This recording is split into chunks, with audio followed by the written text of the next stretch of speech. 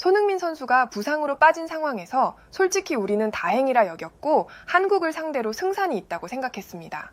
그러나 손흥민 없이도 한국은 여전히 강력했으며 지난 아시안컵에서 우리가 승리했던 일본보다도 한국이 더 강력하다고 주장하는 이유를 말씀드리겠습니다.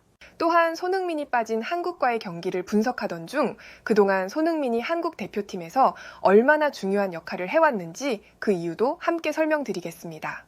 한국 축구대표팀은 손흥민과 황희찬의 부상으로 결장한 상황에도 불구하고 이라크를 상대로 값진 승점 3점을 거두며 월드컵 B조에서 3승 1무로 승점 10점을 기록하며 선두 자리를 굳혔습니다.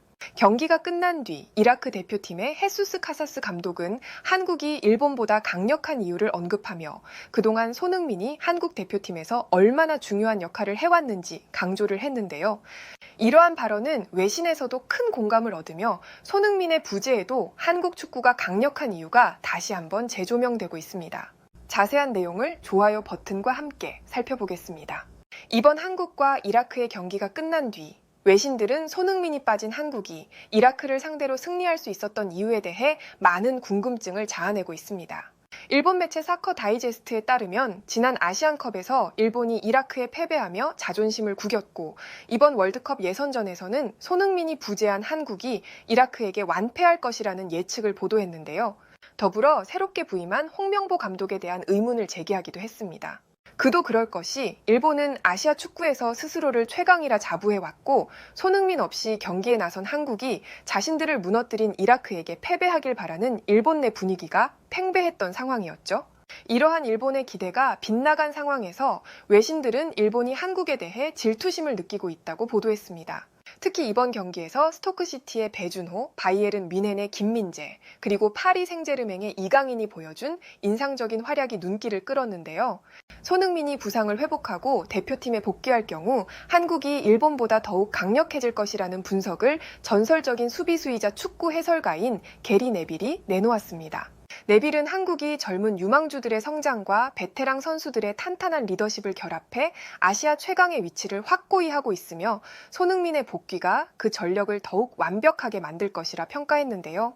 게리 네빌은 이라크와의 경기에서 배준호와 이강인의 플레이를 면밀히 분석하며 손흥민의 역할에 대해서도 언급했습니다. 스토크시티에서 활약 중인 배준호의 직선적인 드리블과 부드러운 턴 동작을 살펴볼 때 과거 첼시와 레알 마드리드에서 활약했던 에당 아자르가 떠오른다는 점을 지적을 했는데요. 분명한 것은 이러한 스타일의 선수가 손흥민과 함께 호흡을 맞추게 된다면 상대 수비수들에게는 악몽 같은 상황이 펼쳐질 것이라는 점입니다.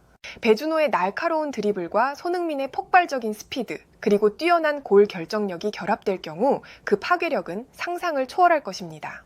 특히 이번 이라크전에서 배준호가 보여준 뛰어난 어시스트 능력을 보면 그가 손흥민과의 호흡 속에서 더 많은 기회를 창출할 가능성이 큽니다.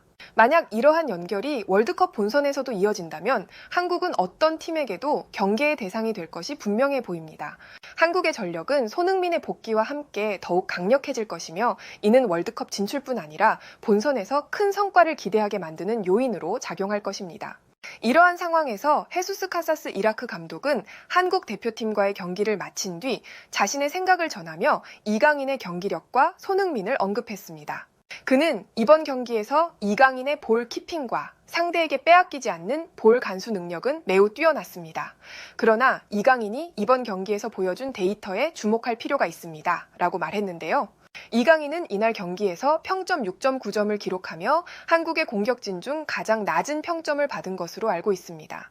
패스 성공률은 84%를 나타내며 좋은 기록을 세웠으나 드리블 성공률은 3번의 시도 중 1번만 성공해 33%를 기록했고 정확한 크로스를 한 번도 성공시키지 못했습니다. 이라크의 카사스 감독은 이강인의 천재적인 잠재력은 의심할 여지가 없습니다. 하지만 이번 경기에서의 평점은 우리가 살펴봐야 할 부분입니다. 라고 덧붙였습니다. 그는 특히 이강인은 손흥민과 함께 출전했을 때는 더 높은 평점을 받아왔다고 설명하며 이것이 손흥민이 한국 대표팀에서 얼마나 중요한 역할을 해왔는지를 다시 한번 보여준다고 평가했습니다. 우리 이라크 팀은 손흥민의 부재를 고려해 이강인을 집중 견제 대상으로 삼았고 그 결과 이강인은 손흥민과 함께 뛰었을 때보다 그리 인상적인 공격력을 발휘하지 못했습니다.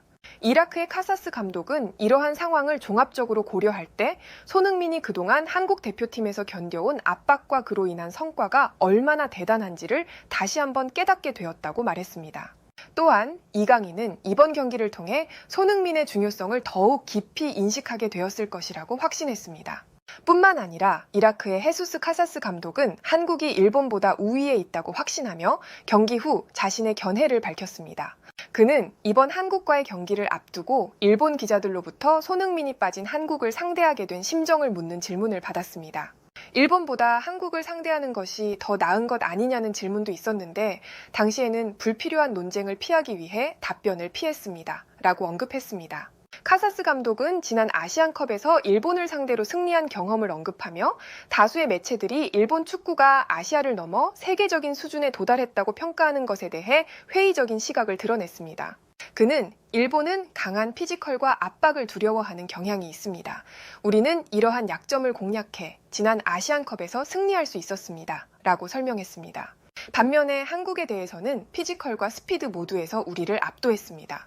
손흥민이 없었기에 약간의 기대를 했지만 한국은 여전히 강력한 상대라는 것을 다시 한번 깨달았습니다. 손흥민이 복귀하면 한국은 더욱더 막강해질 것입니다. 라고 말했습니다. 또한 그는 한국은 스피드와 피지컬뿐만 아니라 강력한 투쟁심까지 겸비한 팀입니다. 이러한 점에서 일본보다 한국을 상대하는 것이 훨씬 어려운 것이 사실입니다. 라며 한국의 강점을 인정했습니다. 그는 이번 패배를 통해 많은 교훈을 얻었다고 덧붙이며 한국이 앞으로도 이라크에 있어 매우 힘든 상대임을 분명히 했습니다.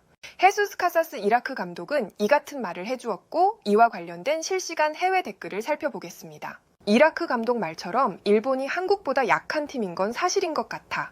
지난 아시안컵을 보면 일본은 이라크의 압도적인 피지컬에 맞서 경기를 어떻게 풀어나갈지 전혀 방법을 찾지 못했지. 그런데 반대로 손흥민이 없었음에도 한국은 이번 이라크 경기에서 피지컬과 스피드로 완전히 압도했다고 생각해. 솔직히 한국에 지금보다 더 유능한 감독이 있었다면 경기 결과는 훨씬 더 큰 차이로 한국이 이겼을 거라고 생각해. 게리 네빌이 말했듯이 이강인은 확실히 뛰어난 자원이 맞지만 손흥민이 없으니 그동안 손흥민에게 집중됐던 두세 명의 수비가 이번에는 이강인에게 몰리면서 그의 플레이가 손흥민과 함께 뛰었을 때보다 저조했던 건 사실이야. 손흥민은 그동안 자신에게 가해졌던 압박을 묵묵히 견뎌내면서도 득점을 터뜨리곤 했잖아. 그 모습을 생각해보면 손흥민이 얼마나 대단한 선수인지 다시금 실감하게 되는 것 같아. 득점력뿐만 아니라 팀 전체의 흐름에 영향을 주는 손흥민이 정말 중요한 선수라는 걸 느끼게 돼. 해외에서는 이 같은 반응을 보여주었고 좋아요와 무료 구독 그리고 알림 설정해 주시면 영상 제작에 큰 힘이 됩니다. 오늘도 편안함에 이르시길 기원하겠습니다. 이상 월드TV였습니다.